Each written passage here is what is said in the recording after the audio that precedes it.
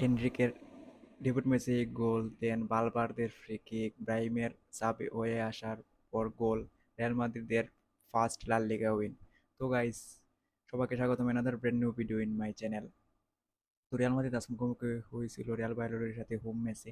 তো আমি প্রেডিক্ট করছিলাম যে লাইন আপে একটা চেঞ্জ আসতে পারে।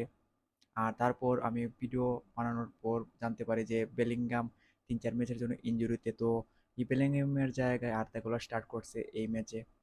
আর ফ্রন্ট লাইনে ভিনিসিয়াস, এমবাপে আর রদ্রিগো আসিল, কোনো চেঞ্জ আনে নাই আনচেলত্তি। তো আমাদের ফার্স্ট হাফটা তেমন ভালো আসিল না। এর আগের দুই ম্যাচের যে যে দুই ম্যাচ আমরা খেলছিলাম, সে দুই ম্যাচের মতোই আমরা ফার্স্ট হাফটা শুরু করি।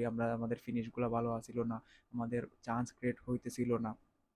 আমাদের সামনে এই তিনজন পেসি প্লেয়ার থাকার পরও মিড থেকে তেমন ভালো কিছু প্রোভাইড করতে পারতেছিল না আমাদের মিডফিল্ডার।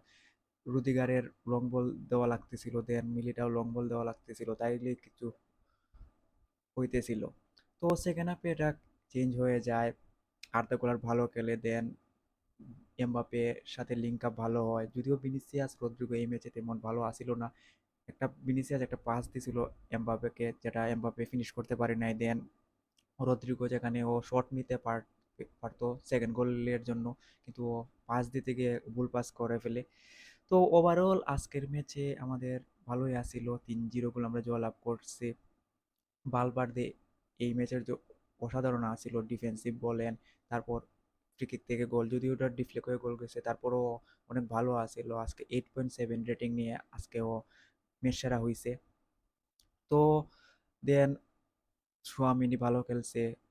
আমি আর দুইজনের কথা না বললেই নয় যে যদিও আজকে তেমন অ্যাটাক আমাদের ফেস করতে হয় নাই, তারপরও রুদিগার আর মিলিটাও অনেক ভালো আসিল। রিয়াল ডুয়েল অনেক ভালো বল উইন করছে, দেন গার্ডসে অনেক ভালো খেলছে। আমি মনে করি যে যদি এই ম্যাচে যদি মেহেদী এভেলেবলও থাকতো, তাইলেও আমি আই থিঙ্ক গার্সিয়া স্টার্ট করতো, কারণ এই ম্যাচে রিয়াল ভায়াডোলিড অনেক ব্যাকলাইনে অনেক ডিফেন্স করছে, বাসপাক করে রাখছিল।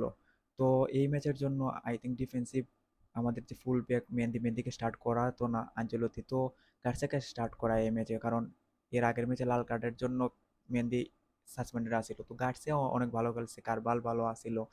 তো আই থিঙ্ক এই আজকের যদি ম্যাচে আমি নেগেটিভ দুইটা দিক যদি আমি নিয়ে কথা বলি, সেটা হলো আমাদের সামনে অ্যাটাকার আছে। আই থিঙ্ক আজকে আমি অ্যাটাকারকে তেমন কোনো ফল্ট দেখতেছি না। আর আমাদের মিড থেকে তেমন ভালো কিছু প্রোভাইড হইতেছে না, যে কুইক কাউন্টার হইতেছে না তেমন। যেগুলা হইছে সেগুলা ফিনিশ হয় নাই, একটা কাউন্টার ছাড়া, শুধু ব্রাহিম দিয়াজের, যেটা ও অসাধারণ একটা ফিনিশ দিছিল।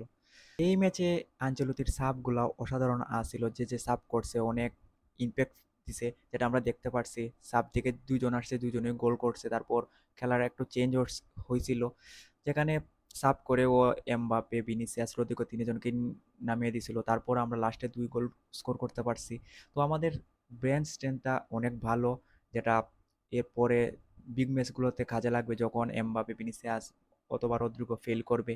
তো ব্রাহিম দিয়াস এর আগের সিজনে 8টা গোল করছিল লাল লিগায়, তো এই ম্যাচে সাবে আসার পরও অসাধারণ একটা ফিনিশ দেয়। এনরিক প্রথম ম্যাচে উঠে গোল করে। তো এটাই আসিল আজকের ম্যাচ নিয়ে আমার ইনস্ট্যান্ট রিভিউ। আপনারাও আপনাদের মতামত এই ম্যাচ নিয়ে কমেন্ট করে জানাতে পারেন। আপনাদের কাছে ম্যান অফ দ্য ম্যাচ কে আসিল সেটাও কমেন্ট করে জানাতে পারেন। আর যদি ভিডিও ভালো লাগে please leave a like, it helps me grow. আলা মাদ্রিদ।